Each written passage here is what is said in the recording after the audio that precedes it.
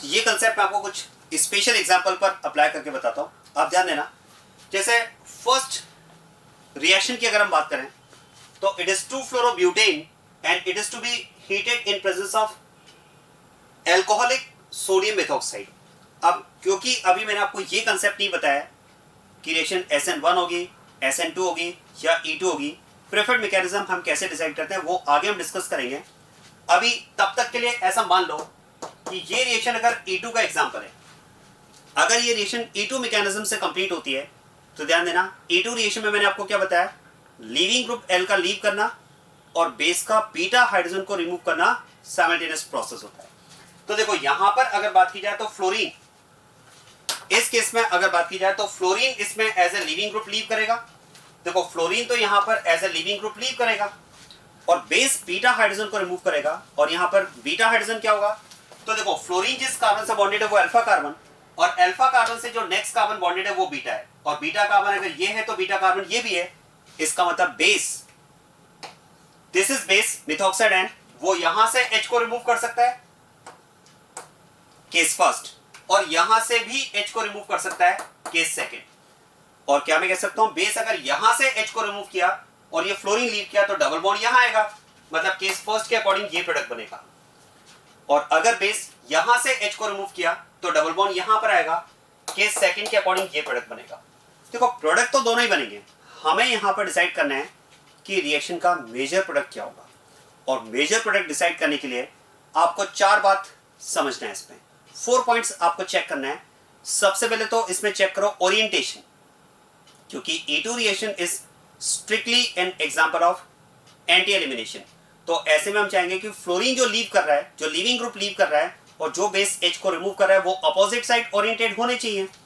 अब देखो अगर मैं आपसे कह रहा हूं कि इसमें ओरिएंटेशन चेक करो तो आप कह सकते हैं सर ओरिएंटेशन यहां पर चेक करना पॉसिबल ही नहीं है, क्योंकि यहां पर एज सच ऐसा कोई शो नहीं किया हुआ है, हमें ऐसा कोई स्टीरियोकेमिकल फॉर्मूला यहां पर नहीं दिया हुआ है कि जिससे हम ये डिसाइड कर पाए कि फ्लोरीन और हाइड्रोजन सेम साइड है या अपोजिट है, क्योंकि ये तो एक नॉर्मल स्ट्रक्चरल फॉर्मूला आपको दिया हुआ है, स्टीरियोकेमिकल फॉर्मूला नहीं दिया हुआ है। इसमें आपको ये नहीं बताया हुआ है कि H और फ्लोरीन का ओरिएंटेशन कैसा है, उनका अरेंजमेंट कैसा है, क्योंकि वो तो स्टीरियोकेमिकल फॉर्मूला से पता चलता है।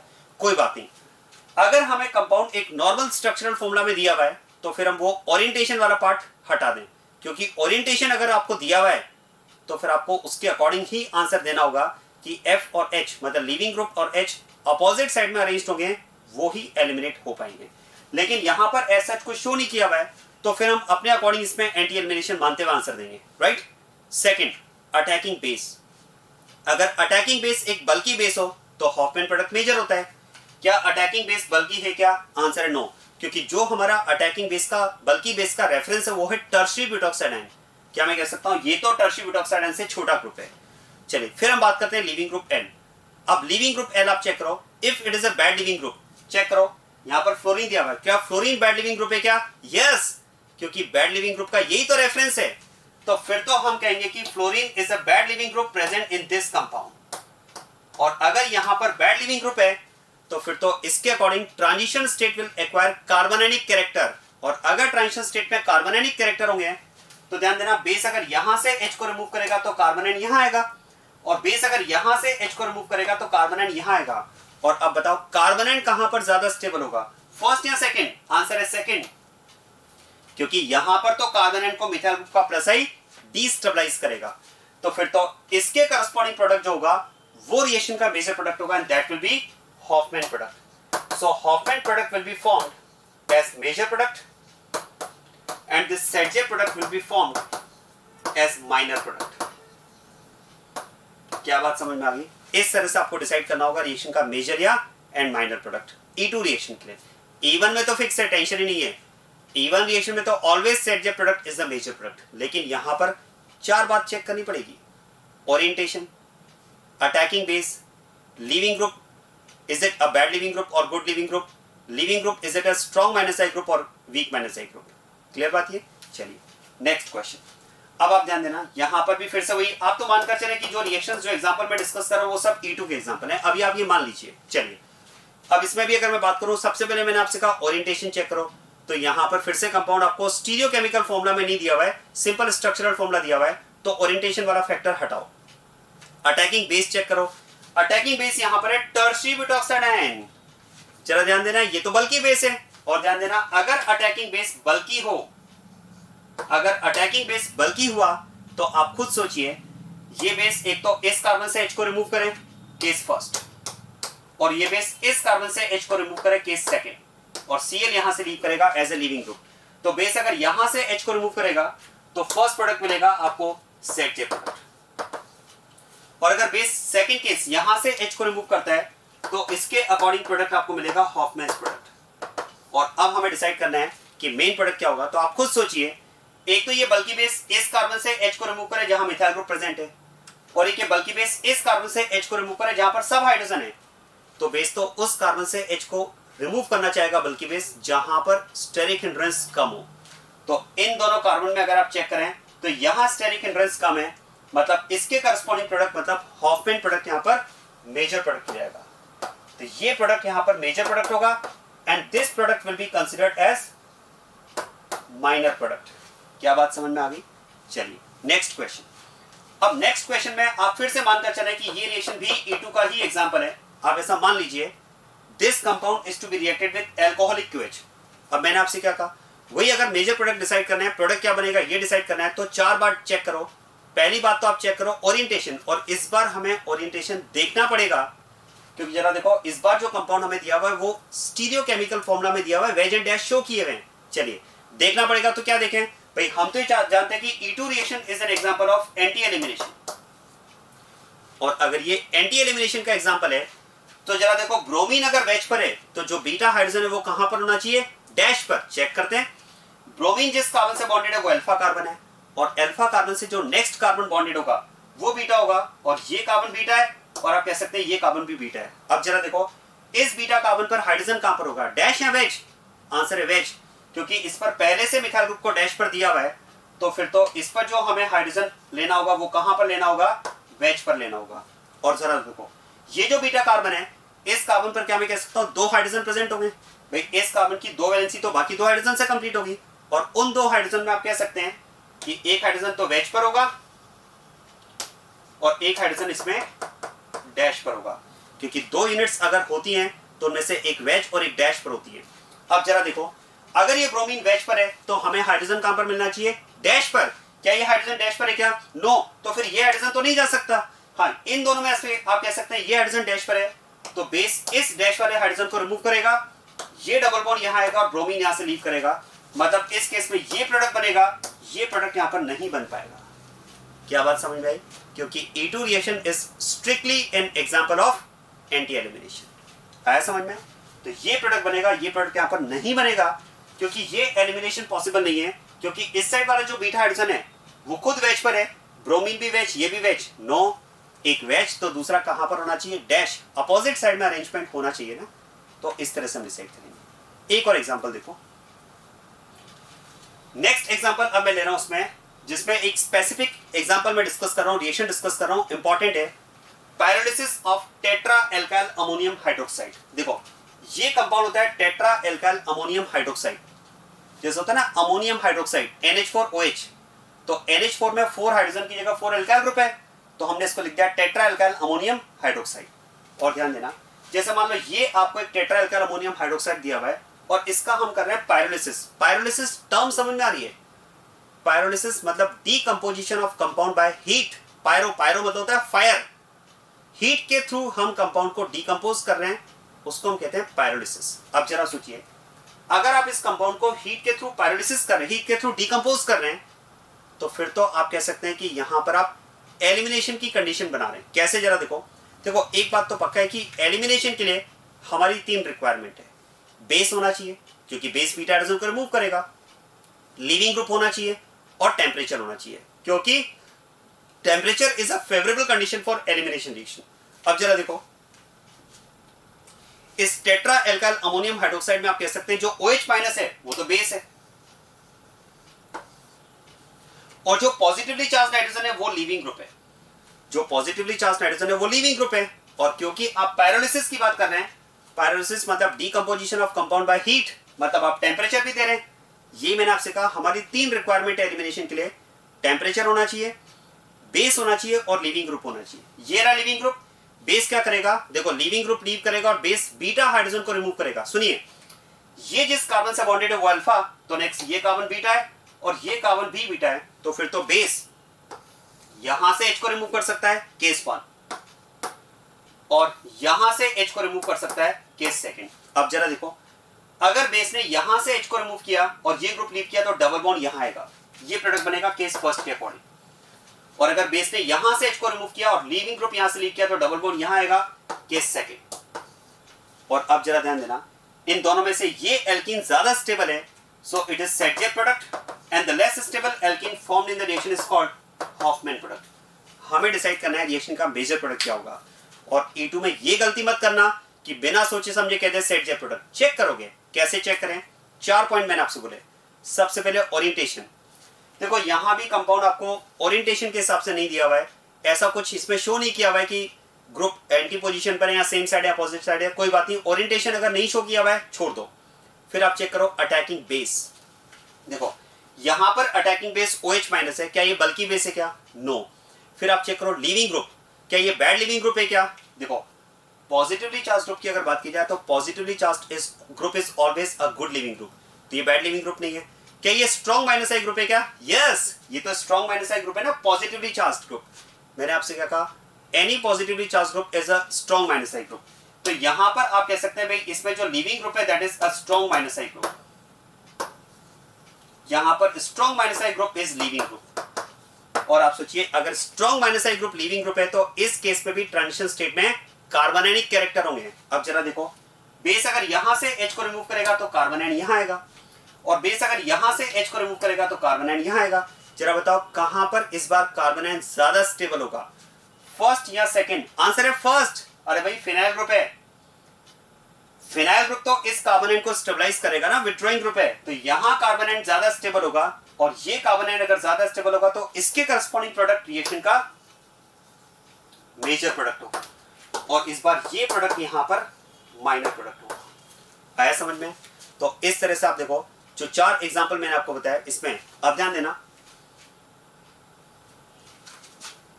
E2 reaction is strictly an example of anti elimination, और इसके लिए मैंने यहां पर ये एग्जांपल कवर किया है। इस तरह का क्वेश्चन जेईई मेंस में आ चुका है। If attacking base is a bulky base then Hofmann product is formed as the major product, ये एग्जांपल मैंने कवर किया है। If leaving group is a bad leaving group then major product is decided on the basis of stability of carbanion, ये example मैंने cover किया है जिसमें fluorine is a bad leaving group. If leaving group is a very strong minus I group, again transition state acquires carbanionic character, major product is decided on the basis of stability of carbanion, और उसके लिए मैंने ये case cover किया जहां पर leaving group आप देख सकते हैं एक स्ट्रॉन्ग माइनस आई ग्रुप है। क्या बात क्लियर होगी? और इनके अलावा अगर मान लो हम बात करते हैं कि ऐसा कोई भी स्पेशल केस नहीं है तो नॉर्मल केस में तो फिर हमारा मेजर प्रोडक्ट क्या होगा, E2 में भी सेट जे प्रोडक्ट होगा। सो this is about E2 reaction and it's special examples. तो अब आप ध्यान देना, मैंने E1 के जनरल पॉइंट्स डिस्कस कर लिए, E2 के भी जनरल पॉइंट्स डिस्कस कर लिए, SN1 SN2 के जनरल पॉइंट्स हम ऑलरेडी कंप्लीट कर चुके हैं। अब हमारा टाइम आ चुका है कि जब हम SN1 SN2 और E2 के मिक्स्ड एग्जांपल डिस्कस करेंगे और उसमें ये कंसेप्ट हम डिस्कस करेंगे कि how to decide preferred mechanism of the reaction. हाँ, इसमें E1 को मैं ऑलरेडी 100% फिनिश कर चुका हूँ। एक ही एग्जांपल है उसका मेनली जो आपको याद रखना है, एसिडिक डिहाइड्रेशन ऑफ अल्कोहल। अब ऐसा करते हैं, ये मिक्स्ड एग्जांपल डिस्कस करने से पहले और इस कंसेप्ट को डिस्कस करने से पहले कि प्रेफर्ड मैकेनिज्म SN1 होगा, SN2 होगा, E2 होगा, हम ऐसा करते हैं EI एलिमिनेशन भी कंप्लीट कर लेते हैं, क्योंकि एलिमिनेशन में मैंने आपको 3 कैटेगरी लिखवाई है, E1 E2 and EI। EI एक बहुत छोटा सा पार्ट है, हार्डली 15-20 मिनट का पार्ट है, तो हम EI को भी फिनिश कर लेते हैं और EI के भी एग्जाम्पल 100% वहीं पर कंप्लीट कर देंगे, ताकि उसके बाद में केवल हमें 3 मैकेनिज्म के बारे में बात करनी होगी, SN1 SN2 and E2। EI का E1 का काम कंप्लीट कर चुके हैं और EI का काम मैं कंप्लीट कर दूंगा, 15 से 20 मिनट का काम है। उसके बाद में फिर हम बात करेंगे how to decide preferred mechanism for the given reaction, whether it will be SN1 SN2 और E2। क्लियर बात है?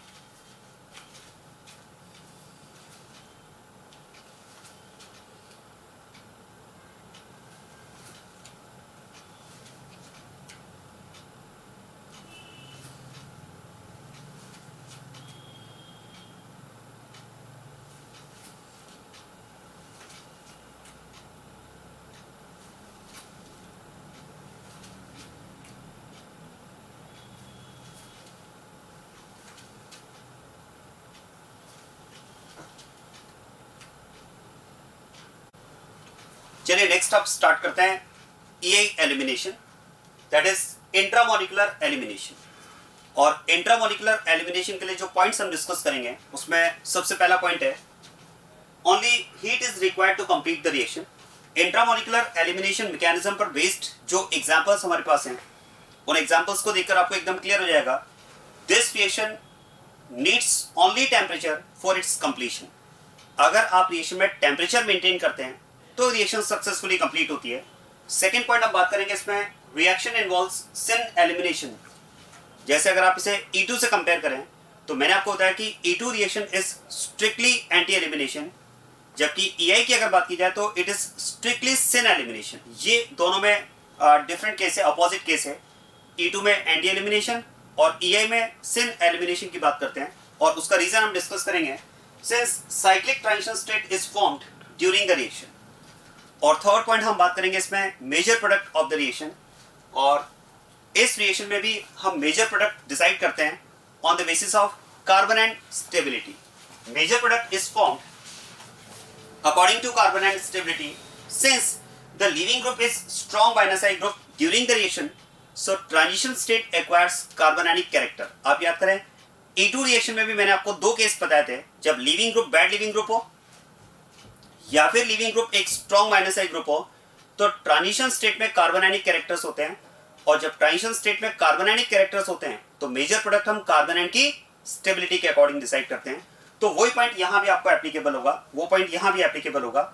अब ये 3 पॉइंट्स आपको डायरेक्ट में एग्जांपल से एक्सप्लेन करता हूं, एकदम आपको समझ में आ जाएगा, आसान रिएक्शन है। इनफैक्ट E2 में जो एक एग्जांपल मैंने आपको एक्सप्लेन किया, E2 में ये एग्जांपल मैंने आपको एक्सप्लेन किया था pyrolysis of tetra alkyl ammonium hydroxide, जो E2 मैकेनिज्म से रिएक्शन कंप्लीट होती है। कुछ इसी के कंपेरेबल एग्जांपल्स आपको मिलेंगे EI के, बस डिफरेंस ये रहेगा ये E2 रिएक्शन है और जो मैं आगे एग्जांपल डिस्कस कर रहा हूं वो इंट्रामोलिकुलर एलिमिनेशन के, बाकी कंपेरेबल है। कैसे कंपेरेबल है ये भी आपको समझ में आ जाएगा। और अब आप ध्यान देना, इन 3 पॉइंट्स को एक्सप्लेन करने के लिए मैं इस पे एग्जांपल ले रहा हूं, और EI एलिमिनेशन के हमारे सिलेबस में 2 एग्जांपल्स हैं। EI एलिमिनेशन के लिए हमारे सिलेबस में 2 एग्जांपल्स हैं जो आपको माइंड में रखना है, और उसका पहला एग्जांपल है पायरोलिसिस ऑफ ट्राइअल्काइल अमोनियम ऑक्साइड। आप ध्यान देना, पायरोलिसिस ऑफ ट्राइअल्काइल अमोनियम ऑक्साइड, जो E2 में मैंने आपको एग्जांपल एक्सप्लेन किया था वहां पर था pyrolysis of tetra alkyl ammonium hydroxide. यहां पर हम बात कर रहे हैं pyrolysis of try alkyl ammonium oxide. ध्यान देना, ट्राई एल्काइल अमोनियम ऑक्साइड ये कंपाउंड हमारे पास है। देखो यहां पर इस कोऑर्डिनेट बॉन्ड को आप कोवेलेंट बॉन्ड से रिप्लेस कर सकते हैं। इनफैक्ट मैं आपको क्लियर कर दूं, ऑर्गेनिक केमिस्ट्री में कोवेलेंट बॉन्ड का कोई सिग्निफिकेंस नहीं है। ऑर्गेनिक केमिस्ट्री में हम मैकेनिज्म के रिस्पेक्ट में अगर बात करें तो कोऑर्डिनेट बॉन्ड का कोई सिग्निफिकेंस नहीं है। हम कोऑर्डिनेट बॉन्ड अगर कंपाउंड में प्रेजेंट है तो उसे कोवेलेंट बॉन्ड में कन्वर्ट करके ही हम मैकेनिज्म को एक्सप्लेन करते हैं, क्योंकि हम ऑर्गेनिक रिएक्शंस में बात करते हैं breakage of covalent bond and formation of covalent bond. तो यहां भी मैं इस कंपाउंड में जो कोऑर्डिनेट बॉन्ड प्रेजेंट है इसे कोवेलेंट बॉन्ड में कन्वर्ट कर रहा हूं, और अगर मैं इसे कोवेलेंट बॉन्ड में कन्वर्ट कर रहा हूं तो देखो इस केस में electron donor is nitrogen and acceptor is oxygen. तो कोवेलेंट बॉन्ड में कन्वर्ट करने के बाद में आपको नाइट्रोजन पर पॉजिटिव चार्ज और ऑक्सीजन पर नेगेटिव चार्ज शो करना होगा। तो ट्राइअल्काइल अमोनियम ऑक्साइड को आप इस तरह से भी रिप्रेजेंट कर सकते हैं। और अब आप ध्यान देना, मान लो अगर हमारे पास ये एक ट्राइअल्काइल अमोनियम ऑक्साइड गिवन है और इसका अगर हम पायरोलिसिस करते हैं, तो मैंने आपको पायरोलिसिस का केस जो एक्सप्लेन किया था E2 में, वहां भी मैंने आपको बताया पायरोलिसिस का मतलब क्या करना है, decomposition of compound by heat. और ध्यान देना, अगर आप इस कंपाउंड को हीट कर रहे हैं तो यहां भी मैं बोल सकता हूं कि हम एलिमिनेशन रिएक्शन की जो 3 रिक्वायरमेंट्स हैं उन्हें फुलफिल कर रहे हैं। देखो एलिमिनेशन रिएक्शन की 3 रिक्वायरमेंट्स क्या है, presence of base, leaving group and temperature. अगर हम पायरोलिसिस की बात कर रहे हैं मतलब हम हीट कर रहे हैं तो टेम्परेचर तो मेंटेन कर ही रहे हैं। और ध्यान देना, ट्राइअल्काइल अमोनियम ऑक्साइड में हम बात कर सकते हैं जो पॉजिटिवली चार्ज नाइट्रोजन है, वो तो इसमें as a leaving group leave करेगा, और यहां पर जो O- है, ध्यान देना ये जो O- है वो यहां पर एज ए बेस एक्ट करेगा। तो इसका मतलब यहां भी हम कह सकते हैं कि लीविंग ग्रुप के फॉर्म में पॉजिटिवली चार्ज नाइट्रोजन प्रेजेंट है, बेस के फॉर्म में O- प्रेजेंट है, और हीट अगर हम कर रहे हैं, पायरोलिसिस अगर हम कर रहे हैं तो मतलब टेम्परेचर रिएक्शन में प्रेजेंट है। बस क्या होगा, देखो यहां भी अगर बात की जाए तो ध्यान देना O- एज ए बेस इस H को रिमूव करेगा रिमूवल ऑफ H मतलब ये बॉन्ड ब्रेक होगा और यहां पर carbon carbon pi bond formation होगा और ये लिविंग ग्रुप यहां से लीव करेगा, राइट। अब आप देखो इस प्रोसेस को हम इस तरह से एक्सप्लेन कर सकते हैं, ध्यान देना। O minus as a base H को इलेक्ट्रॉन डोनेट करके उसके साथ बॉन्ड फॉर्मेशन करेगा। So this is bond formation between oxygen and hydrogen. ये तो बॉन्ड फॉर्मेशन हुआ। रिमूवल ऑफ H मतलब ये बॉन्ड इसमें ब्रेक होगा carbon hydrogen. So breakage of this carbon hydrogen, formation of carbon carbon pi bond, formation of this pi bond and separation of the leaving group L from the compound. So breakage of this bond, it will be simultaneous process. ये process यहां पर simultaneously होगा। और अब आप ध्यान देना, देखो ऑक्सीजन का हाइड्रोजन के साथ bond formation, removal of H मतलब इस बॉन्ड का breakage, formation of this pi bond and separation of the leaving group मतलब इस बॉन्ड का ब्रेकेज, ये यहां पर साइमल्टेनियस प्रोसेस होगा। और इस प्रोसेस में जरा आप ध्यान देना, यहां पर अगर आप देखेंगे तो ट्रांजिशन स्टेट का फॉर्मेशन हुआ है और बहुत अच्छे से आप देखिए it is cyclic transition state. तो ये हम कह सकते हैं cyclic transition state is formed during intramolecular elimination reaction. Cyclic transition state is formed during intramolecular elimination reaction. और होना भी चाहिए, देखो यहां पर अगर आप देखेंगे, देखो ट्रांजिशन स्टेट तो E2 में भी बनती है लेकिन E2 में साइक्लिक नहीं बनती है, वहां पर जो ट्रांजिशन स्टेट होती है वो ओपन चेन होती है। जबकि यहां पर अगर आप देखेंगे तो ट्रांजिशन स्टेट साइक्लिक है और होना भी चाहिए, क्योंकि जरा देखो यहां पर अगर आप देखेंगे तो बेस और लिविंग ग्रुप आपस में कनेक्टेड है। जरा ध्यान देना, यहां पर अगर आप देखेंगे तो बेस और लिविंग ग्रुप आपस में कनेक्टेड है और देखो ये दोनों आपस में कनेक्टेड है, इसीलिए तो साइक्लिक ट्रांजिशन स्टेट बनी। अगर ये बेस लिविंग ग्रुप से अलग होता, मैं आपको E2 का केस फिर से बताता हूं। यहां पर आप देखो हमने डिस्कस किया था टेट्रा अल्काइल अमोनियम हाइड्रोक्साइड, जिसमें अगर आप देखेंगे तो hydroxide ion as a base separate part है, वो इस N पॉजिटिव से कनेक्टेड नहीं है। OH माइनस यहां पर N पॉजिटिव के साथ इसका कोई कोवेलेंट बॉन्ड नहीं है, क्योंकि नाइट्रोजन के 4 कोवेलेंट बॉन्ड ऑलरेडी यहां पर कंप्लीट है। तो यहां पर ये बेस इसमें सेपरेट पार्ट है और ये जब एज अ बेस H को रिमूव करेगा तो यहां भी ट्रांजिशन स्टेट बनेगी, लेकिन यहां पर जो ट्रांजिशन स्टेट बनेगी वो ओपन चेन होगी।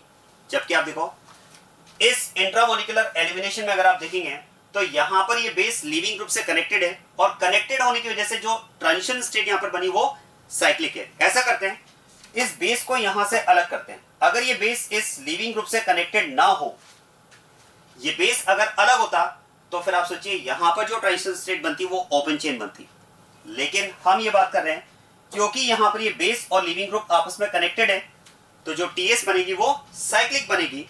और अगर साइक्लिक टीएस बनेगी तो फिर तो हम कह सकते हैं कि इस बेस का H को रिमूव करना और इस लिविंग ग्रुप का यहां से लीव करना वो सेम साइड से होगा, और सेम साइड से होगा तो एलिमिनेशन कैसा होगा, सिन एलिमिनेशन होगा। यही रीजन है कि यहां पर हम बात करते हैं elimination is syn elimination, elimination is syn elimination. क्या मेरा पॉइंट समझ में आ रहा है? ये रीजन है कि यहां पर हम एलिमिनेशन सिन एलिमिनेशन की बात करते हैं because cyclic transition state is formed during the reaction. आप सोचिए यहां पर अगर मैं एंटी एलिमिनेशन की बात करूं तो फिजिबल नहीं है। आप खुद सोचिए ना, अगर हम ये बात करें कि यहां पर ये तो इसमें लिविंग ग्रुप L है, ये तो लिविंग ग्रुप L है और ये इसमें H है, राइट। अब मैं इसको अपोजिट अरेंज कर रहा हूं और अगर हम ये बात करें कि बेस यहां पर इस H को रिमूव करे अपोजिट साइड से, और वो तब जब वो बेस लिविंग ग्रुप L से भी कनेक्टेड हो। आप सोचिए अगर ये बेस लिविंग ग्रुप L से कनेक्टेड हुआ तो फिर तो रिंग बन जाएगी। और अगर मैं अपोजिट साइड से एलिमिनेशन की बात करूं तो रिंग कैसी होगी, ट्विस्टेड रिंग होगी। ट्विस्टेड रिंग का फॉर्मेशन तो डिफिकल्ट हो जाएगा क्योंकि ट्विस्टेड रिंग में तो बहुत ज्यादा स्ट्रेन होगा और हाई स्ट्रेन की वजह से इसका फॉर्मेशन डिफिकल्ट होगा। इसका मतलब आप सोचिए कि ये बेस इस लिविंग ग्रुप से कनेक्टेड हो, आप ध्यान देना, ये बेस इस लिविंग ग्रुप से कनेक्टेड हो इस तरह से, और ये साइमल्टेनियसली H को रिमूव करे, तो वो तो तभी पॉसिबल है जब ये H अपोजिट साइड नहीं, जब ये H भी सेम साइड हो। तब आप कह सकते हैं कि जो रिंग बनेगी वो यूनिफॉर्म होगी, ट्विस्टेड रिंग नहीं होगी, और ऐसी ट्रांजिशन स्टेट का फॉर्मेशन फिजिबल होगा।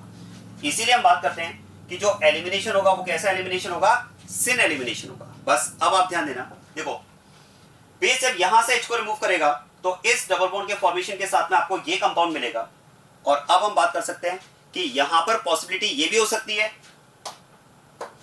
देखो base can remove beta hydrogen from this carbon और base can remove beta hydrogen from this carbon also. भाई आप इस O माइनस को इस यहां की जगह इस साइड अरेंज कर दो। भाई ये तो कार्बन हाइड्रोजन तो सिंगल बॉन्ड के थ्रू बॉन्डेड है ना, तो रोटेशन तो फ्री है। तो मैं अगर इसका रोटेशन कंसीडर करके O माइनस को इस साइड लिख के यहां से भी तो H को रिमूव कर सकता हूं ना, क्योंकि यहां भी बीटा हाइड्रोजन है। और आप देखो फर्स्ट केस के अकॉर्डिंग अगर बात की जाए तो हमें प्रोडक्ट ये मिलेगा, क्योंकि इस केस में डबल बॉन्ड यहां आएगा और बेस अगर इस साइड से H को रिमूव करता है यहां से, तो उस केस में डबल बॉन्ड का फॉर्मेशन यहां पर होगा और उस केस में कंडीशन आपको ये मिलेगी। So again two types of alkenes are expected to be formed in the reaction in which the less stable alkene will be called Hofmann's product and the more stable alkene will be called Saytzeff product. Question है कि फिर major product क्या होगा, तो यहां पर अब आप ध्यान देना। देखो जैसा कि मैंने पॉइंट नंबर 3 में लिखा है, ये तो point number 2, sin elimination is involved in the reaction since cyclic transition state is formed during the reaction। वो तो समझ में आ गया। अब मैं बात कर रहा हूं मेजर प्रोडक्ट की। जरा देखो इस केस में भी अगर आप ध्यान दें तो leaving group is positively charge group, और क्या मैं कह सकता हूं positively charge group is will be considered as a strong minus I group. याद करो leaving group bad leaving group हो और लीविंग ग्रुप एक स्ट्रॉन्ग माइनस आई ग्रुप हो, तो minus I group strong minus I group के लिए मैंने रेफरेंस आपको बताया था पॉजिटिवली चार्ज ग्रुप। तो यहां पर हम बात कर सकते हैं leaving group is strong minus I group, leaving group is strong minus I group. और अगर लीविंग ग्रुप एक स्ट्रॉन्ग माइनस आई ग्रुप है तो फिर तो हम कह सकते हैं कि यहां पर भी transition state will acquire carbanionic character. आप ध्यान देना। अब आप सोचिए बेस अगर यहां से H को रिमूव करता है तो कार्बोनाइन यहां जनरेट होगा, और बेस अगर यहां से H को रिमूव करता है तो कार्बोनाइन यहां जनरेट होगा। आप सोचिए कार्बोनाइन कहां पर ज्यादा स्टेबल होगा, साइड फर्स्ट या सेकंड? ऑब्वियसली फर्स्ट, क्योंकि सेकंड पर तो आप कह सकते हैं इस मिथाइल ग्रुप का प्लस आई इफेक्ट इस अनाइन को डिस्टेबलाइज करेगा। तो फिर तो यहां पर कार्बोनाइन ज्यादा स्टेबल होगा, और अगर यहां पर कार्बोनाइन ज्यादा स्टेबल होगा तो इसके करस्पॉन्डिंग प्रोडक्ट रिएक्शन का मेजर प्रोडक्ट होगा, मतलब Hofmann's product will be formed as major product and Saytzeff product will be formed as minor product. So this is about the first example for intramolecular elimination reaction, that is pyrolysis of trialkyl ammonium oxide। अब इसी के similar एक और example हमारे पास है। मैंने आपसे कहा कि EI एलिमिनेशन के लिए हमारे सिलेबस में 2 एग्जांपल्स हैं। 2 एग्जांपल्स आपको माइंड में रखने हैं, जिसमें पहला एग्जांपल मैंने आपको एक्सप्लेन किया pyrolysis of trialkyl ammonium oxide. बिल्कुल इसी के सिमिलर एग्जांपल है सेकंड, केवल हम कंपाउंड चेंज करेंगे। यहां पर हम ट्रायल्काइल अमोनियम ऑक्साइड का पायरोलिसिस कर रहे हैं, सेकंड एग्जांपल में हम इसकी जगह कंपाउंड लेंगे एस्टर। अब बात करते हैं पायरोलिसिस ऑफ एस्टर। ध्यान रखना pyrolysis of trialkyl ammonium oxide and pyrolysis of ester, ये 2 एग्जांपल्स हैं EI एलिमिनेशन के। चलिए देखो ये कंपाउंड सपोज हमारे पास एस्टर है, क्या मैं बात कर सकता हूं एस्टर में रेजोनेंस पॉसिबल है? कैसे? आप देखो oxygen is having lone pair and this lone pair is in conjugation with pi bond, तो फिर तो lone pair will convert into pi bond and pi bond will convert into lone pair, और उसके according हमें इसका ये resonating structure मिलेगा। और अब आप ध्यान देना इस रेजोनेटिंग स्ट्रक्चर से ये बात तो क्लियर है कि in ester 1 oxygen is negatively charged and 1 oxygen is positively charged. और अगर आप पायरोलिसिस का अगर आप एस्टर का पायरोलिसिस कर रहे हैं, अगर आप इसे हीट करके डिकम्पोज कर रहे हैं, तो फिर से मैं यहां पर कहना चाहूंगा कि फिर से हम एलिमिनेशन की 3 कंडीशंस को यहां पर फुलफिल कर रहे हैं। कैसे? एलिमिनेशन के लिए हमारी 3 रिक्वायरमेंट है, टेम्परेचर, बेस और लीविंग ग्रुप। ध्यान देना this O positive will act as a leaving group, this O minus will act as a base. और ये समझ में आ रहा है कि एस्टर में एक ऑक्सीजन नेगेटिव और एक पॉजिटिव, ये किस बेसिस पर? On the basis of resonance.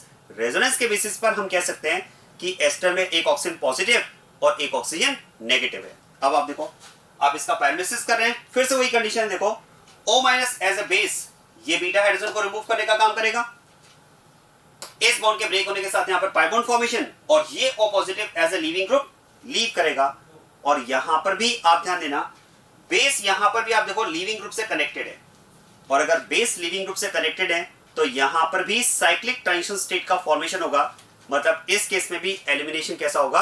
Sin elimination होगा। बिल्कुल कंपेरेबल एग्जांपल है जो अभी हमने डिस्कस किया pyrolysis of trialkyl ammonium oxide, बिल्कुल वैसा है। और देखो बेस अगर यहां से H को रिमूव करता है, केस फर्स्ट, तो इसके करस्पॉन्डिंग आपको डबल बॉन्ड यहां मिलेगा, हॉफमैन प्रोडक्ट। और बेस अगर यहां से H को रिमूव करता है, क्योंकि अगर ये बीटा कार्बन है तो बीटा कार्बन ये भी है, ऑप्शन को आप इस साइड अरेंज कर सकते हैं, यहां से H के रिमूवल की बात कर सकते हैं, तो इसके करस्पॉन्डिंग आपको ये प्रोडक्ट मिलेगा, सेट जे प्रोडक्ट। और यहां भी अगर बात की जाए मेजर प्रोडक्ट क्या होगा, तो फिर से आप ध्यान देना, in this case also the leaving group is strong minus I group since it is again positively charged. Leaving group is strong minus I group, और अगर लीविंग ग्रुप एक स्ट्रॉन्ग माइनस आई ग्रुप है, क्योंकि यहां भी leaving group positively charged है, तो फिर तो इस केस में भी हम कह सकते हैं again transition state will acquire carbanionic character. और अगर कार्बन एंड यहां बने और कार्बन एंड यहां बने, तो इस मिथाइल ग्रुप का प्लस आई इस एनाइन को डिस्टेबलाइज करेगा, मतलब ये कार्बन एंड ज्यादा स्टेबल होगा, और ये अगर ज्यादा स्टेबल होगा तो इसके करस्पॉन्डिंग जो प्रोडक्ट होगा वो रिएक्शन का मेजर प्रोडक्ट होगा, और ये हो जाएगा यहां पर माइनर प्रोडक्ट। क्या बात समझ में आ गई? और इस केस में अगर बात की जाए तो ध्यान देना, देखो ये इस पार्ट के करस्पॉन्डिंग तो हमें मिल जाएगा एल्कीन। एल्कीन के साथ में जरा देखो इसमें सेकंड प्रोडक्ट क्या बनता है, वो भी इंपॉर्टेंट है, क्योंकि कई बार वहां से भी क्वेश्चन आ जाता है। आप देखो ये यहां से लीव करने के साथ ऑप्शन हो जाएगा न्यूट्रल, और ये O नेगेटिव H के साथ बॉन्ड बनाकर बन जाएगा OH। जरा ध्यान देना, इस एल्कीन के साथ में यहां पर जो सेकंड कंपाउंड मिलेगा वो हो जाएगा RC double bond O, RC double bond O। जरा ध्यान देना, ये इलेक्ट्रॉन ये यहां से लीव करने के साथ में ऑप्शन हो जाएगा पॉजिटिव से न्यूट्रल, और ये O नेगेटिव जब अपने इलेक्ट्रॉन डोनेट करके H के साथ बॉन्ड बनाएगा तो ये बन जाएगा यहां पर OH। जरा ध्यान देना, सेकंड कंपाउंड यहां पर बना एसिड, मतलब आप ये स्टेटमेंट दे सकते हैं, देखो pyrolysis of ester gives alkene plus acid. Ester के पायरोलिसिस से हमें प्रोडक्ट क्या मिलेगा, एल्कीन मिलेगा और साथ में एसिड मिलेगा। ध्यान रखना इंपॉर्टेंट है कि जब आप एस्टर का पायरोलिसिस करते हैं तो प्रोडक्ट आपको मिलता है एल्कीन प्लस एसिड। क्लियर बात ये? तो ये दो एग्जांपल्स हैं, दोनों ही एग्जांपल्स एकदम कंपेरेबल है, केवल कंपाउंड चेंज किया है, यहां पर ट्रायल का अमोनियम ऑक्साइड और सेकंड एग्जांपल में एस्टर लिया है, और दोनों ही एग्जांपल्स इंट्रामोलिकुलर एलिमिनेशन के एग्जांपल है। क्योंकि आप सोचिए कि इस मॉलिक्यूल में अगर एलिमिनेशन हुआ है तो क्या मैं कह सकता हूं whatever is the process it is within the molecule. यहां पर जो प्रोसेस हो रहा है वो तो विद इन द मॉलिक्यूल है ना, ये तो as a whole single molecule है ना, और विद इन द मॉलिक्यूल अगर प्रोसेस हुआ है तो हम इसे कहेंगे इंट्रामोलिकुलर एलिमिनेशन। एस्टर में भी आप देखो, एस्टर में भी आप कह सकते हैं as a whole it is single molecule, और जो भी हो रहा है whatever is there in the process it is within the molecule, within the molecule process है तो it will be called intramolecular elimination. तो ध्यान रखिएगा, इंट्रामोलिकुलर एलिमिनेशन के दो एग्जांपल्स हैं, pyrolysis of trialkyl ammonium oxide and pyrolysis of ester. और इसमें आप ध्यान देना, pyrolysis of trialkyl ammonium oxide it is a name reaction, this reaction is known as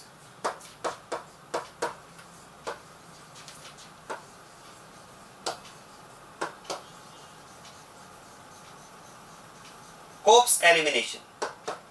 This reaction is known as Cope's elimination. जो pyrolysis of trialkyl ammonium oxide है वो name reaction है, the reaction is known as Cope's elimination. चलिए इसी के साथ में आप देखो pyrolysis of ester and pyrolysis of trialkyl ammonium oxide. इसी के साथ में हमने इंट्रामोलिकुलर एलिमिनेशन के ये 3 पॉइंट्स कवर कर लिए, और इसी के साथ में इंट्रामोलिकुलर एलिमिनेशन रिएक्शन हमने कंप्लीट कर लिए। अब आप देखो, आप ध्यान दें, 5 मैकेनिज्म्स को मैं पैरेलल में लेकर डिस्कस कर रहा था, SN1, SN2, E1, E2 and intramolecular elimination reaction. और अगर आप ध्यान दें तो इन 5 रिएक्शंस में से 2 रिएक्शंस के काम में 100% कंप्लीट कर चुका हूं, एक तो E1 और एक इंट्रामोलिकुलर एलिमिनेशन रिएक्शन, क्योंकि इनके एग्जांपल्स भी मैं साथ में कवर कर चुका हूं। याद करें, E1 का तो एक ही एग्जांपल है जो हमें डिस्कस करना था, एसिडिक डिहाइड्रेशन ऑफ अल्कोहल, हमने कंप्लीट कर लिया है। और EI के 2 ही एग्जांपल्स हैं जो आपको याद रखने हैं, दोनों ही एग्जांपल्स पायरोलिसिस पर बेस्ड हैं, pyrolysis of trialkyl ammonium oxide and pyrolysis of ester. तो E1 और EI के काम हमारे 100% कंप्लीट हो चुके हैं। अब हमें जो डिस्कस करना है वो SN1, SN2 और E2 के मिक्स्ड एग्जांपल्स डिस्कस करने हैं, क्योंकि SN1, SN2 और E2 के एग्जांपल्स अभी तक मैंने पूरे कवर नहीं किए हैं। E2 के कुछ स्पेशल एग्जांपल्स मैंने आपको बताए, बाकी SN1, SN2 और E2 के हमें जनरल एग्जांपल्स डिस्कस करने हैं, और वो मैं मिक्स्ड एग्जांपल डिस्कस करूंगा, क्योंकि उसमें हमें ये कंसेप्ट डिस्कस करना है how to select preferred mechanism for the reaction. क्योंकि मैंने आपसे क्या कहा था, न्यूक्लियोफिलिक सब्स्टिट्यूशन SN1, SN2 और एलिमिनेशन E1, E2 में एक कॉम्पिटिशन होता है। एक गिवन रिएक्शन में आपको एलिमिनेशन भी मिलता है और सब्स्टिट्यूशन भी मिलता है। आपको ये डिसाइड करना होता है कि मेन प्रोसेस एलिमिनेशन है या सब्स्टिट्यूशन है। अगर सब्स्टिट्यूशन है तो SN1 है, SN2 है, और अगर एलिमिनेशन है तो E1 है या E2 है। हालांकि E1, E2 में आपको ज्यादा दिक्कत होगी नहीं, क्योंकि फिर से वही बात करूंगा, E1 का तो बस एक ही एग्जांपल आप माइंड में रखिए, एसिडिक डिहाइड्रेशन ऑफ एल्कोहल। तो अगर एलिमिनेशन रिएक्शन है और वो other than acidic dehydration of alcohol है तो अंडरस्टूड है, फिर आप उसे E2 रिएक्शन मान करके क्वेश्चन का आंसर देंगे। हाँ, अगर सब्स्टिट्यूशन है तो वहां पर हमें डिसाइड करना पड़ेगा SN1 या SN2। तो अब हमारा वो टाइम आ चुका है कि हम मिक्स्ड एग्जांपल डिस्कस करें और उसमें ये कंसेप्ट हम डिस्कस करें, how to select preferred mechanism for the reaction whether it will be elimination और सब्स्टिट्यूशन। चलिए उस कंसेप्ट पर आगे बढ़ते हैं, और ये मैंने यहां पर EI वाला पार्ट कंप्लीट कर लिया है।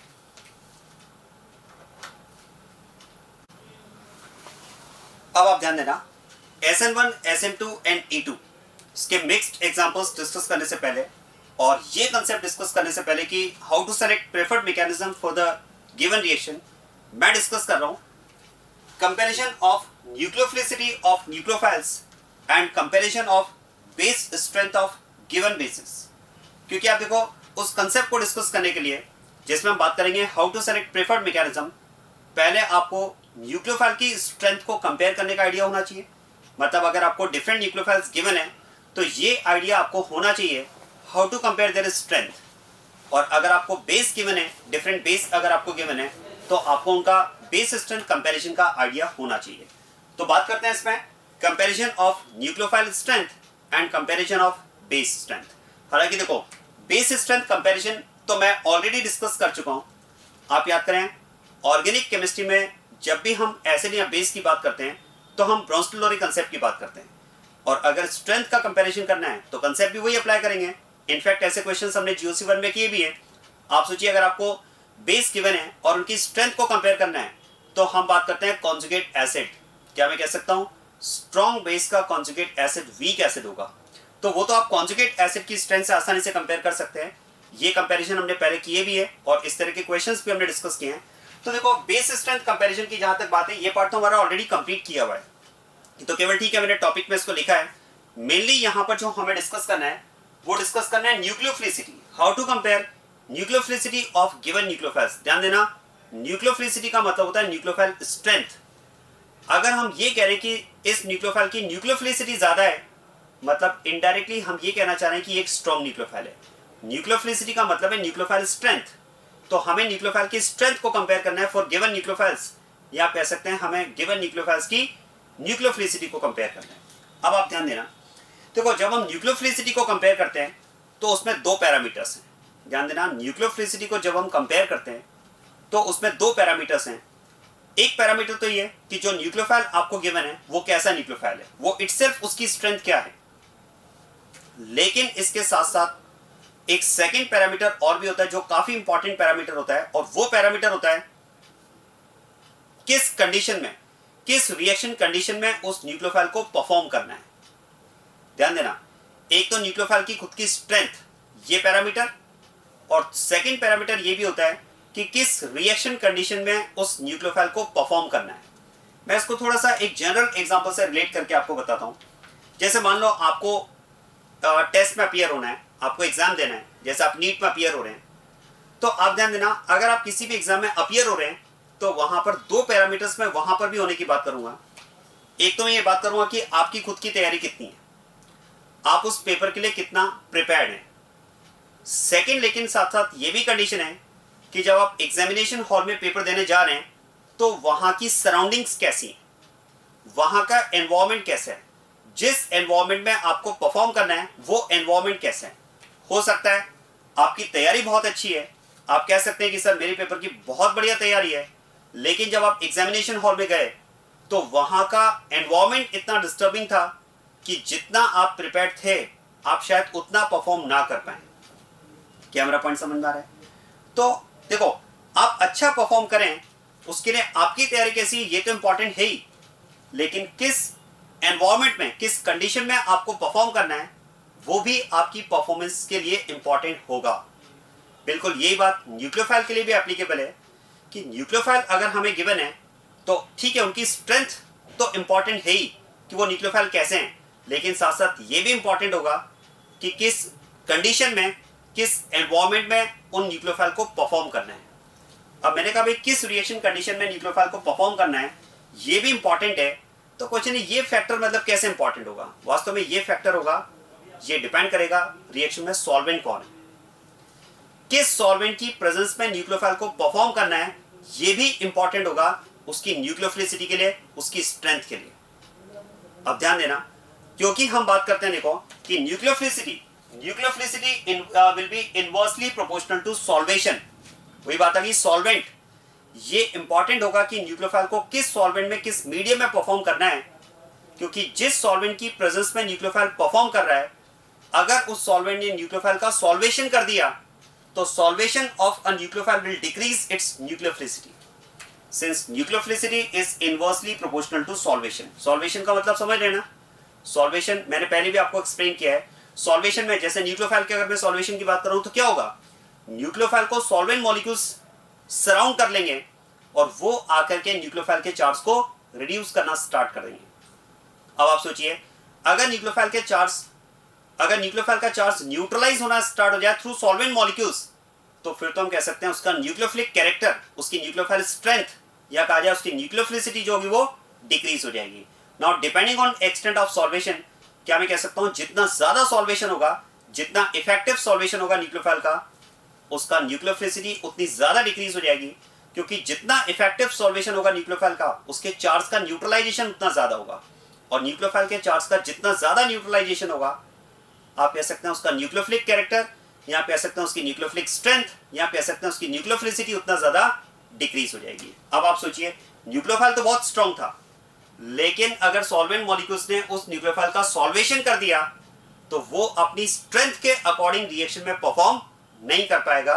ये है एनवायरमेंट का इफेक्ट, सराउंडिंग का इफेक्ट उस न्यूक्लियोफाइल की स्ट्रेंथ पर। ठीक वैसे जैसे आप तैयार तो बहुत अच्छे थे, लेकिन जिस एग्जामिनेशन हॉल में आप टेस्ट दे रहे हैं, अगर वहां पर बहुत ज्यादा डिस्टर्बेंस है, मान लो वहां पर बहुत लाउड म्यूजिक स्टार्ट कर दिया जाए, बहुत डिस्टर्बेंस अगर वहां पर क्रिएट कर दिया जाए, तो आप उतना परफॉर्म तो नहीं कर पाएंगे जितना अच्छी तैयारी आपकी थी। तो यही बात यहां पर भी अप्लाई होती है। तो इसका मतलब ये हुआ कि न्यूक्लियोफाइल की स्ट्रेंथ के साथ साथ यहां पर यह भी इंपॉर्टेंट होगा, इनफैक्ट ये ज्यादा इंपॉर्टेंट होगा कि किस सॉल्वेंट की प्रेजेंस में वो न्यूक्लियोफाइल परफॉर्म कर रहा है, क्योंकि जिस सॉल्वेंट की प्रेजेंस में अगर वो न्यूक्लियोफाइल परफॉर्म कर रहा है, अगर उस सॉल्वेंट ने न्यूक्लियोफाइल का सॉल्वेशन स्टार्ट कर दिया, उसके चार्ज को न्यूट्रलाइज करना स्टार्ट कर दिया, तो इससे उसकी न्यूक्लियोफिलिसिटी कम हो जाएगी। तो हमें सॉल्वेंट को भी देखना पड़ेगा, वो भी हमें माइंड में रखना पड़ेगा, उसका कंसिडरेशन भी हमें लेना होगा, because that is very very important factor to compare nucleophilicity of given nucleophiles. अब क्वेश्चन है कि सॉल्वेंट कौन है और उसके थ्रू कितना सॉल्वेशन हो रहा है, ये कैसे पता चलेगा? तो देखो, उसके लिए हमें सॉल्वेंट्स का आइडिया होना चाहिए। और सॉल्वेंट्स की अगर बात की जाए तो ध्यान देना, सॉल्वेंट्स को हम 2 कैटेगरीज में डिवाइड करते हैं, non polar solvent and polar solvent. देखो, नॉन पोलर सॉल्वेंट की अगर बात की जाए, like carbon tetrachloride, benzene, N-hexane etcetera, एक तो हमारे पास है नॉन पोलर सॉल्वेंट, एक हमारे पास है पोलर सॉल्वेंट। और ध्यान देना, polar solvent is further categorised into 2, polar protic and polar aprotic. मतलब overall we can have 3 types of solvents, non polar solvents, polar protic solvent and polar aprotic solvent. अब आप ध्यान देना, क्या मैं कह सकता हूं अगर सॉल्वेंट नॉन पोलर है, सॉल्वेंट अगर नॉन पोलर है तो इसका तो न्यूक्लियोफाइल के लिए कोई अट्रैक्शन नहीं होगा, ये न्यूक्लियोफाइल का सॉल्वेशन नहीं करेगा, because itself the solvent is non polar. अगर सॉल्वेंट मॉलिक्यूल नॉन पोलर है तो वो तो फिर इस केस में न्यूक्लियोफाइल का कोई सॉल्वेशन नहीं करेगा। इस केस में आप कह सकते हैं नो सॉल्वेशन एट ऑल।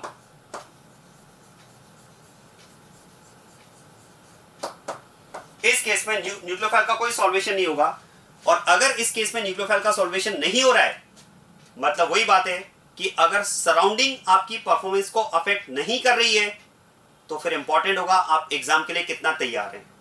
मतलब वही बात है कि इन सॉल्वेंट्स की प्रेजेंस में, like carbon tetrachloride, benzene, N-hexane, मतलब नॉन पोलर सॉल्वेंट की प्रेजेंस में सराउंडिंग का न्यूक्लियोफाइल की स्ट्रेंथ पर कोई इफेक्ट नहीं होगा, ऐसे में डायरेक्ट आपको न्यूक्लियोफाइल को देखकर डिसाइड करना होगा कि वो कैसा न्यूक्लियोफाइल है, अच्छा न्यूक्लियोफाइल है, स्ट्रॉन्ग न्यूक्लियोफाइल है या वीक न्यूक्लियोफाइल है। लेकिन अगर सॉल्वेंट पोलर है, अब पोलर में भी हमारे पास दो कैटेगरीज हैं, polar protic and polar aprotic. देखो अगर पोलर सॉल्वेंट है तब तो डेफिनेटली उसमें पोलैरिटी की वजह से वो न्यूक्लियोफाइल की तरफ अट्रैक्ट होगा, क्योंकि आप सोचिए पोलर सॉल्वेंट अगर है तो उसमें तो चार्जेस होंगे, मतलब उसमें पोल प्रेजेंट होंगे, एक नेगेटिव पोल होगा, एक पॉजिटिव पोल होगा। तो हम कह सकते हैं सॉल्वेंट का जो पॉजिटिव पोल होगा वो उस न्यूक्लियोफाइल के नेगेटिव चार्ज की तरफ अट्रैक्ट होगा, और अगर वो पॉजिटिव पोल, सॉल्वेंट का पॉजिटिव पोल अगर न्यूक्लियोफाइल के नेगेटिव चार्ज की तरफ अट्रैक्ट होगा तो वो पॉजिटिव पोल अट्रैक्ट होकर के सराउंडिंग के थ्रू सराउंड करके उस न्यूक्लियोफाइल के चार्ज को न्यूट्रलाइज करना स्टार्ट करेगा। मतलब यहां पर हम सॉल्वेशन की बात करेंगे, और अगर सॉल्वेशन होगा और सॉल्वेशन अगर इफेक्टिव होगा तो definitely it will affect nucleophilicity of nucleophile. अब मैंने आपसे कहा लेकिन पोलर सॉल्वेंट भी हमारे पास दो तरह के, प्रोटिक एंड एप्रोटिक। पहले इन दोनों में डिफरेंस समझ लेते हैं। आप देखो पोलर प्रोटिक सॉल्वेंट की अगर बात की जाए तो ध्यान रखिएगा, पोलर प्रोटिक सॉल्वेंट वो सॉल्वेंट होते हैं जिनमें ऐसा H प्रेजेंट हो जो H बॉन्डिंग में पार्टिसिपेट कर पाए। If a solvent molecule is having hydrogen that can participate in hydrogen bonding, this type of solvent having hydrogen which can participate in hydrogen bonding is called polar protic solvent। और अगर ऐसा solvent है जिसमें polarity तो है लेकिन ऐसा hydrogen present नहीं है जो H बॉन्डिंग में पार्टिसिपेट कर पाए, तो ऐसे पोलर सॉल्वेंट को हम कहेंगे पोलर एप्रोटिक सॉल्वेंट। मैं आपको एग्जांपल से समझाता हूं। देखो पोलर प्रोटिक सॉल्वेंट की अगर बात की जाए तो it can be like water, alcohol, ammonia, acid. जरा देखो इन सभी मॉलिक्यूल्स में अगर आप देखेंगे, एल्कोहल में hydrogen is bonded with oxygen, water में hydrogen is bonded with oxygen, ammonia में hydrogen is bonded with nitrogen. और क्या मैं कह सकता हूं, अगर हाइड्रोजन ऑक्सीजन या नाइट्रोजन से बॉन्डेड है तो ऐसा हाइड्रोजन H बॉन्डिंग में पार्टिसिपेट करता है, राइट। इसका मतलब आप कह सकते हैं इन सॉल्वेंट मॉलिक्यूल्स में ऐसे हाइड्रोजन प्रेजेंट है which can participate in hydrogen bonding, and such type of solvent molecule is called polar solvent molecule, right। तो एक तो हम बात करें कि पोलर सॉल्वेंट तो ये हुआ। अब बात करते हैं पोलर एप्रोटिक सॉल्वेंट। देखो पोलर एप्रोटिक सॉल्वेंट में एग्जांपल्स तो बहुत सारे हो सकते हैं, लेकिन मैं यहां पर 3 एग्जांपल आपको नोट करवा रहा हूं जो हमारे लिए बहुत इंपॉर्टेंट है। एक तो हम बात करते हैं एसीटोन, CH3COCH3। सेकंड हम बात करते हैं एसीटोन के सिमिलर, बस कार्बन की जगह यहां पर सल्फर है। देखो ये तो एसीटोन, इसको लिखा जाता है डाइमिथाइल सल्फोक्साइड। डाइमिथाइल सल्फोक्साइड एक तरह से आप कह सकते हैं dimethyl sulphur oxide. Dimethyl sulphur oxide, इसको शॉर्ट में लिखते हैं DMSO, डाइमिथाइल सल्फोक्साइड। और एक हमारे पास होता है डाइमिथाइल फॉर्मामाइड। ध्यान देना, सुनिए।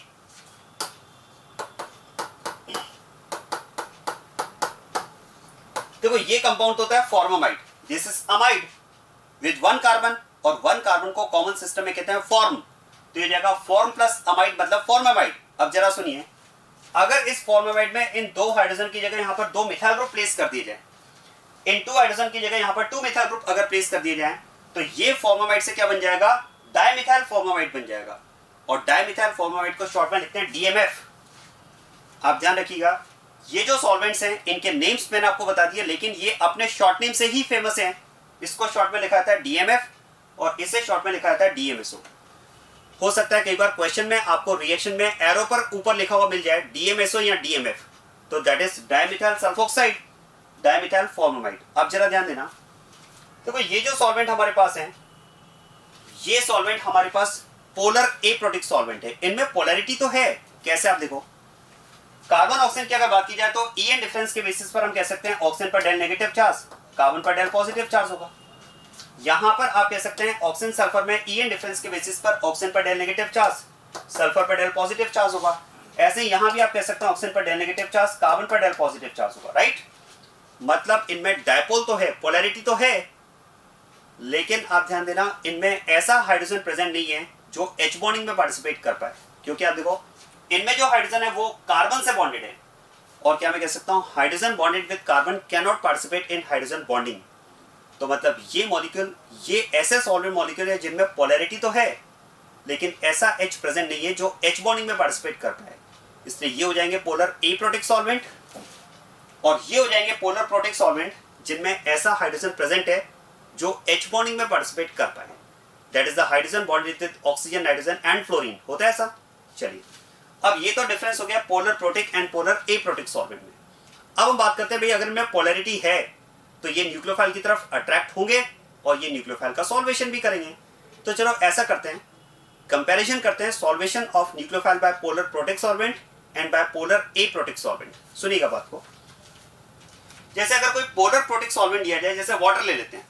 अब वाटर जब न्यूक्लियोफाइल का सॉल्वेशन करेगा तो वाटर का जो पॉजिटिव पोल होगा वो न्यूक्लियोफाइल की तरफ अट्रैक्ट होगा इसके नेगेटिव चार्ज के लिए। क्या मैं कह सकता हूं पोलर प्रोटिक सॉल्वेंट का जो पॉजिटिव पोल होगा वो उनका वो हाइड्रोजन होगा जो H बॉन्डिंग में पार्टिसिपेट करता है। आप सोचिए वाटर का पॉजिटिव पोल क्या होगा, H हाइड्रोजन। एल्कोहल में भी H होगा, एसिड में भी H होगा, अमोनिया में भी H होगा। इनफैक्ट आप ये कह सकते हैं कि पोलर प्रोटिक सॉल्वेंट का वो हाइड्रोजन जो H बॉन्डिंग में पार्टिसिपेट करेगा, क्योंकि उसी H पर तो कंसिडरेबल पॉजिटिव चार्ज होगा ना, तो वही H उनका क्या होगा, पॉजिटिव पोल होगा और उस पॉजिटिव पोल के साथ में वो न्यूक्लियोफाइल की तरफ अट्रैक्ट होगा, राइट। तो जैसे वाटर मॉलिक्यूल की अगर बात की जाए तो ध्यान देना पोलर प्रोटिक सॉल्वेंट का पॉजिटिव पोल क्या होगा, उसका वो हाइड्रोजन होगा जो H बॉन्डिंग में पार्टिसिपेट कर सकता है। उस H के साथ में वो इस न्यूक्लियोफाइल को अप्रोच करेगा और इस तरह से सॉल्वेंट मॉलिक्यूल्स यहां पर न्यूक्लियोफाइल को सराउंड करके इसके नेगेटिव चार्ज को न्यूट्रलाइज करना स्टार्ट करेंगे। क्या बात समझ में आ रही है? This is solvation of nucleophile by polar protic solvent. क्या मेरा पॉइंट समझ में आया? चलिए ये तो बात होगी देखो solvation of nucleophile by polar protic solvent. अब बात करते हैं बाय पोलर एप्रोटिक सॉल्वेंट। जरा देखो इन पोलर एप्रोटिक सॉल्वेंट का जो पॉजिटिव पोल है, आप कह सकते हैं इसमें कार्बन है, इसमें सल्फर है और यहां पर कार्बन है। चलो इसका पहले एग्जांपल ले लेते हैं, acetone.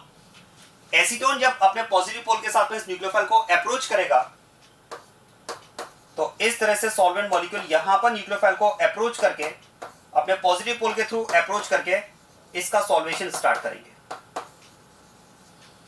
This is solvation of nucleophile by polar aprotic solvent. अब जरा सोचिए दोनों सॉल्वेशन को अगर आप कंपेयर करें तो कंपैरिजन में you will find that solvation of nucleophile by polar protic solvent is considerably high as compare to by polar aprotic solvent. आप सोचिए पोलर प्रोटिक सॉल्वेंट में अगर आप देखेंगे तो जो नंबर ऑफ सॉल्वेंट मॉलिक्यूल यहां पर अप्रोच करेंगे वो काफी ज्यादा अप्रोच करेंगे। इनफैक्ट आप कह सकते हैं नंबर ऑफ सॉल्वेंट मॉलिक्यूल भी ज्यादा होंगे और क्लोजली अप्रोच कर पाएंगे, क्योंकि आप सोचिए पोलर प्रोटिक सॉल्वेंट का पॉजिटिव पोल क्या है, हाइड्रोजन।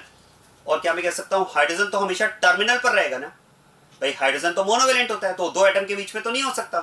तो हाइड्रोजन एक ऐसा पॉजिटिव पोल है जो हमेशा टर्मिनल पर है। और आप सोचिए ऐसे टर्मिनल्स तो न्यूक्लियोफाइल को, बहुत सारे ऐसे टर्मिनल्स न्यूक्लियोफाइल को अप्रोच कर सकते हैं और बहुत क्लोजली अप्रोच कर सकते हैं। जबकि अगर आप पोलर एप्रोटिक सॉल्वेंट्स को देखेंगे तो पोलर एप्रोटिक सॉल्वेंट के जो पॉजिटिव पोल हैं, आप जरा देखिए इनके पॉजिटिव पोल खुद ही स्टेरिकली हिंडर्ड है, क्राउडेड है एटम से। जैसे आप देखो इसका पॉजिटिव पोल के चारों तरफ नंबर ऑफ एटम्स है, पॉजिटिव पोल के चारों तरफ नंबर ऑफ एटम्स है। अब आप सोचिए पॉजिटिव पोल इटसेल्फ अगर क्राउडेड है तो ऐसे में नंबर ऑफ सॉल्वेंट मॉलिक्यूल जो न्यूक्लियोफाइल को अप्रोच कर पाएंगे वो कम अप्रोच कर पाएंगे और क्लोजली भी अप्रोच नहीं कर पाएंगे। इनफैक्ट आप देखो यहां तो ऐसा लग रहा है जैसे सॉल्वेशन स्टार्ट होने से पहले ही खत्म हो गया हो, जबकि इस केस में अगर आप देखेंगे तो नंबर ऑफ सॉल्वेंट मॉलिक्यूल यहां पर ज्यादा अप्रोच कर पा रहे हैं। इसीलिए हम बात करते हैं, ध्यान देना, there is a considerable gap in solvation of nucleophile by polar protic and by polar aprotic solvent. और इस केस में हम बात करते हैं कि जो इफेक्टिव सॉल्वेशन होगा न्यूक्लियोफाइल का वो पोलर प्रोटिक सॉल्वेंट के केस में होगा। पोलर एप्रोटिक सॉल्वेंट के केस में सॉल्वेशन तो है लेकिन वो इफेक्टिव सॉल्वेशन नहीं हो पाता है। तो ध्यान देना this solvation is considered to be effective solvation. यहां पर हम बात करते हैं कि ये इफेक्टिव सॉल्वेशन है।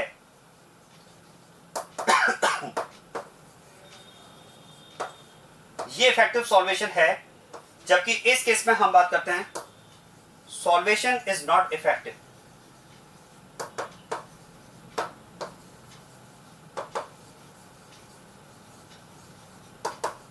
सॉल्वेशन इज नॉट इफेक्टिव क्योंकि यहां पर नंबर ऑफ सॉल्वेंट मॉलिक्यूल भी कम अप्रोच कर रहे हैं और क्लोजली भी अप्रोच नहीं कर पाएंगे, क्योंकि जो सॉल्वेंट हम बात कर रहे हैं पोलर एप्रोटिक सॉल्वेंट की, उनका पॉजिटिव पोल खुद नंबर ऑफ एटम से क्राउडेड है, स्टेरिकली हिंडर्ड है। तो ऐसे में न्यूक्लियोफाइल के लिए उसकी अप्रोच डिफिकल्ट होगी। और ये रीजन आप ध्यान देना अगर हम बात करें कि nucleophilicity is inversely proportional to solvation, तो मैं सॉल्वेंट का इफेक्ट तभी कंसिडर करूंगा जब सॉल्वेशन इफेक्टिव हो। और सॉल्वेशन कब इफेक्टिव होगा? तो सॉल्वेशन तो केवल इसी केस में इफेक्टिव होगा when the solvent is polar protic solvent. इसका मतलब ये हुआ कि सॉल्वेंट का मैं न्यूक्लियोफाइल की स्ट्रेंथ पर तब इफेक्ट कंसिडर करूंगा जब वो सॉल्वेंट कौन हो? पोलर प्रोटिक सॉल्वेंट हो। अगर नॉन पोलर सॉल्वेंट है तो उस केस में there is no solvation at all. और अगर पोलर एप्रोटिक सॉल्वेंट है तो सॉल्वेशन तो है लेकिन वो इफेक्टिव नहीं होने की वजह से हम इस सॉल्वेशन को भी क्या करेंगे? नेग्लेक्ट कर देंगे। तो ध्यान देना, ये कंसेप्ट हम कब अप्लाई करेंगे? बात वही है, देखो कि अगर आप एग्जामिनेशन हॉल में एग्जाम देने जा रहे हैं तो मैंने आपसे क्या कहा, आपकी तैयारी कितनी है ये इंपॉर्टेंट तो है ही, लेकिन साथ में ये भी इंपॉर्टेंट है कि वहां का एनवायरमेंट कैसा है, सराउंडिंग्स कैसी है। अब आप वहां पर एग्जाम देने बैठे तो देखो, ऐसा नहीं हो सकता कि डिस्टर्बेंस जीरो हो सकता है डिस्टर्बेंस बहुत कम हो जिसको आप नेग्लेक्ट कर पाए। डिस्टर्बेंस, चलो मान लेते हैं ऐसा भी हो सकता है कि डिस्टर्बेंस एकदम जीरो है, मतलब वो तो नो सॉल्वेशन वाली कंडीशन आ गई। ऐसा भी हो सकता है कि डिस्टर्बेंस तो है लेकिन इतना कम है जिसको आप नेग्लेक्ट कर पा रहे हैं, मतलब वो ये कंडीशन आती है। और ऐसा भी हो सकता है कि डिस्टर्बेंस इतना ज्यादा हो जो आपकी परफॉर्मेंस को कंसिडरेबली अफेक्ट कर रहा हो, मतलब ये कंडीशन आ गई। क्या बात समझ में आ गई? तो न्यूक्लियोफाइल की स्ट्रेंथ पर हम सॉल्वेशन का इफेक्ट तब कंसिडर करेंगे जब सॉल्वेशन इफेक्टिव हो। और सॉल्वेशन कब इफेक्टिव होगा? When the solvent is polar protic solvent. तो ध्यान देना, this effect is considerable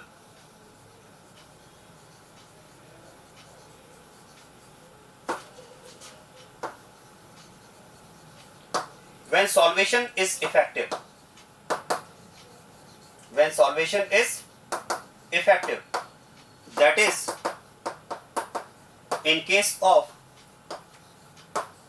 polar protic solvent, that is in case of polar protic solvent।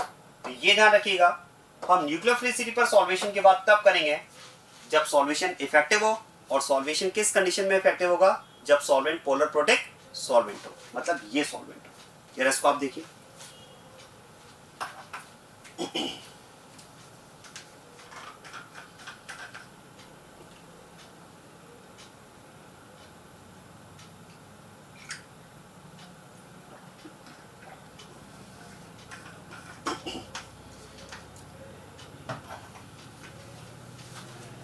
चलिए अब मैं आपको ये कंसेप्ट अप्लाई करके बताता हूं एग्जांपल पर, ध्यान देना। बात करते हैं comparison of nucleophilicity in aqueous medium. और ध्यान देना, अगर मैं एक्वस मीडियम में न्यूक्लियोफिलिसिटी को कंपेयर कर रहा हूं, इसका मतलब मैंने सॉल्वेंट क्या लिया है? Polar protic solvent. वाटर ले लिया ना एक्वस मीडियम, और पोलर प्रोटिक सॉल्वेंट में तो हमने कहा सॉल्वेशन इफेक्टिव होगा। चलिए डिस्कस करते हैं। आपको ये न्यूक्लियोफाइल्स गिवन है और ये न्यूक्लियोफाइल्स गिवन है और इनकी न्यूक्लियोफिलिसिटी को आपको कंपेयर करना है। अब जरा ध्यान देना, अलोंग द पीरियड अगर बात की जाए तो क्या मैं कह सकता हूं, इन न्यूक्लियोफाइल्स में जिन एटम्स पर नेगेटिव चार्ज है, देखो नेट चार्ज तो सब में बराबर है, -1 चार्ज। क्या मैं कह सकता हूं, जिन एटम्स पर नेगेटिव चार्ज है, carbon, nitrogen, oxygen and fluorine, उनकी साइज ऑलमोस्ट सेम है। ध्यान दीजिएगा, यहां पर हम बात कर सकते हैं कि ये जो जिन एटम्स पर नेगेटिव चार्ज है उन एटम्स की जो साइज है वो ऑलमोस्ट सेम है, क्योंकि क्या मैं कह सकता हूं, अलोंग द पीरियड साइज में वेरिएशन बहुत कम होता है। तो इसलिए हमने लिखा है कि यहां पर साइज ऑलमोस्ट सेम है। और क्या मैं कह सकता हूं, अगर साइज ऑलमोस्ट सेम है तो क्योंकि इन सभी पर नेट चार्ज इक्वल है और साइज ऑलमोस्ट सेम है तो फिर इनकी चार्ज डेंसिटी भी ऑलमोस्ट सेम होगी। तो यहां पर हम बात कर सकते हैं charge density is almost same. और अब आप ध्यान देना, अगर इन न्यूक्लियोफाइल्स की चार्ज डेंसिटी ऑलमोस्ट सेम है तो फिर तो हम कह सकते हैं कि सॉल्वेंट मॉलिक्यूल्स का इनके लिए जो अट्रैक्शन होगा वो भी ऑलमोस्ट सेम होगा, क्योंकि अब चार्ज डेंसिटी अगर बराबर है लगभग, तो सॉल्वेंट मॉलिक्यूल्स का जो पॉजिटिव पोल होगा उसका अट्रैक्शन भी इनके लिए बराबर होगा। तो ऐसे में हम बात करेंगे कि इनका सॉल्वेशन भी ऑलमोस्ट सेम रहेगा। अब आप देखो, अगर सॉल्वेशन ऑलमोस्ट सेम है तो फिर तो हम कह सकते हैं कि although it is protic solvent water, लेकिन आप सोचिए कि इन न्यूक्लियोफाइल्स का सॉल्वेशन का एक्सटेंट अगर ऑलमोस्ट सेम है तो सॉल्वेशन का जो इनकी न्यूक्लियोफिलिसिटी पर इफेक्ट आना था वो तो ऑलमोस्ट सेम आएगा। ऐसे में हम कह सकते हैं फिर तो इनकी न्यूक्लियोफिलिसिटी को हम सॉल्वेशन के बेसिस पे तो कंपेयर नहीं कर पाएंगे, क्योंकि सॉल्वेशन ऑलमोस्ट सेम आ रहा है। भाई सॉल्वेशन अगर कम ज्यादा होता तो हम कह सकते थे कि जिसका सॉल्वेशन ज्यादा हो रहा है उसकी न्यूक्लियोफिलिसिटी कम होगी, जिसका सॉल्वेशन कम हो रहा है उसकी न्यूक्लियोफिलिसिटी ज्यादा होगी। लेकिन यहां पर हम ये बात कर रहे हैं कि इनका साइज ऑलमोस्ट सेम होने की वजह से, चार्ज डेंसिटी ऑलमोस्ट सेम होने की वजह से सॉल्वेंट मॉलिक्यूल्स का अट्रैक्शन ऑलमोस्ट सेम होगा, सॉल्वेशन ऑलमोस्ट सेम होगा। और अगर सॉल्वेशन ऑलमोस्ट सेम है तो nucleophilicity can not be compared on the basis of solvation. तो क्वेश्चन है फिर कंपेयर कैसे करें। अब आप देखो सॉल्वेशन ऑलमोस्ट सेम है, चार्ज डेंसिटी भी ऑलमोस्ट सेम है, तो क्या मैं कह सकता हूं अलोंग द पीरियड तो फिर एक ही फैक्टर वेरिएबल है En, और अगर En वेरिएबल है तो क्या मैं कह सकता हूं along the period En increases. और En अगर इंक्रीज होगी तो फिर तो हम कह सकते हैं इलेक्ट्रॉन डोनेट करने की टेंडेंसी कम हो जाएगी, और इलेक्ट्रॉन डोनेट करने की टेंडेंसी कम होगी मतलब न्यूक्लियोफिलिसिटी कम हो जाएगी। So along the period with the increase in En nucleophilicity will decrease. क्या बात क्लियर होगी। ये तो कंपैरिजन हुआ अलोंग द पीरियड। अब बात करते हैं डाउन द ग्रुप। जरा देखो, अब हम कह सकते हैं डाउन द ग्रुप साइज में वेरिएशन कंसिडरेबल होता है, कंप्लीट शेल का चेंज आ जाएगा ना, तो यहां पर आप कह सकते हैं साइज इज कंसिडरेबली इंक्रीजिंग। और अब आप ध्यान देना, although net charge is equal -1 but due to change in size there will be change in charge density. क्या मैं कह सकता हूं साइज अगर बढ़ेगी, डाउन द ग्रुप अगर साइज इंक्रीज होगी तो चार्ज डिस्पर्स हो जाएगा, फैल जाएगा, और चार्ज अगर डिस्पर्स होगा मतलब चार्ज डेंसिटी कम हो जाएगी। और अगर चार्ज डेंसिटी कम हो जाएगी तो फिर तो सॉल्वेंट मॉलिक्यूल्स का न्यूक्लियोफाइल के लिए अट्रैक्शन भी कम हो जाएगा, मतलब सॉल्वेशन कम हो जाएगा। और ध्यान देना अगर सॉल्वेशन कम होगा तो न्यूक्लियोफिलिसिटी बढ़ जाएगी। तो डाउन द ग्रुप हम बात कर सकते हैं न्यूक्लियोफिलिसिटी इंक्रीजेस। अब आप देखो अलोंग द पीरियड न्यूक्लियोफिलिसिटी कम होती है but down the group nucleophilicity बढ़ती है। That is comparison in aqueous medium. और यहां पर हम कह सकते हैं सॉल्वेंट का हमें इफेक्ट मिला, लेकिन वो किस कंडीशन में, डाउन द ग्रुप, क्योंकि यहां पर सॉल्वेशन में डिफरेंस आ रहा है। Along the period solvation almost same है, तो इसलिए हमने कंपैरिजन किस बेसिस पर लिया, तो अलोंग द पीरियड तो फिर हमारे पास वेरिएबल फैक्टर था En, तो हमने En के बेसिस पर कंपेयर किया। लेकिन डाउन द ग्रुप हम कंपैरिजन किस बेसिस पर कर रहे हैं, सॉल्वेशन के बेसिस पर, क्योंकि डाउन द ग्रुप सॉल्वेशन कम हो रहा है, सॉल्वेशन अगर कम होगा तो न्यूक्लियोफिलिसिटी ज्यादा होगी। This is how to compare nucleophilicity in presence of polar protic solvent. आप ध्यान देना, अगर आपको इनकी बेस स्ट्रेंथ कंपेयर करना हो तो मैंने आपसे क्या कहा, बेस स्ट्रेंथ कंपैरिजन का तो एक ही फैक्टर हमें यूज करना है जो हम स्टार्टिंग से बात करते आ रहे हैं, ब्रोंस-लॉरी कंसेप्ट के अकॉर्डिंग कॉन्जुगेट एसिड के बेसिस पर। क्या मैं कह सकता हूं base strength is inversely proportional to conjugate acid strength. Strong acid का कॉन्जुगेट बेस वीक बेस होता है। जरा देखो, अगर इन बेस की आपको स्ट्रेंथ कंपेयर करना है, आसान है, आप कॉन्जुगेट एसिड बना लो। इसका conjugate acid HF, HCl, HBr, HI। HF, HCl, HBr, HI में सबसे स्ट्रॉन्ग एसिड कौन, HI।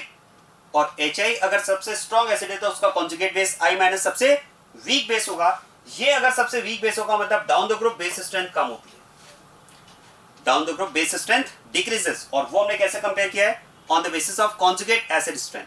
चलो अलोंग द पीरियड बात करते हैं। अगर आप इनके कॉन्जुगेट एसिड्स बना लें, अगर आप इनके कॉन्जुगेट एसिड्स बना लें, जैसे देखो इसका कॉन्जुगेट एसिड होगा CH4। कॉन्जुगेट एसिड बनाने के लिए आप क्या करोगे, H+ ऐड करोगे, CH4, ammonia, water and HF, ये इनके कॉन्जुगेट एसिड होगा, राइट। क्या मैं कह सकता हूं along the period acidic strength increases. Along the period En बढ़ने के साथ में एसिडिक स्ट्रेंथ बढ़ती है, मतलब आप कह सकते हैं HF सबसे स्ट्रॉन्ग एसिड है, और अगर HF सबसे स्ट्रॉन्ग एसिड है तो इसका कॉन्जुगेट बेस F- सबसे वीक बेस होगा। ये सबसे वीक बेस होगा मतलब along the period base strength decreases. And again it is on the basis of conjugate acid strength.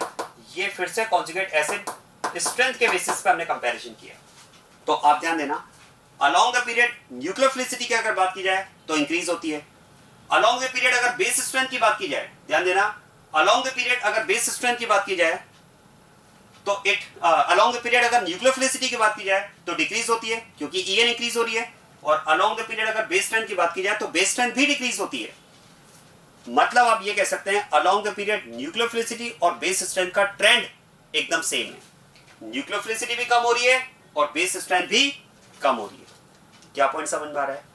लेकिन आप ध्यान देना, डाउन द ग्रुप अगर बात की जाए, डाउन द ग्रुप अगर बात की जाए तो down the group nucleophilicity increases but base strength decreases.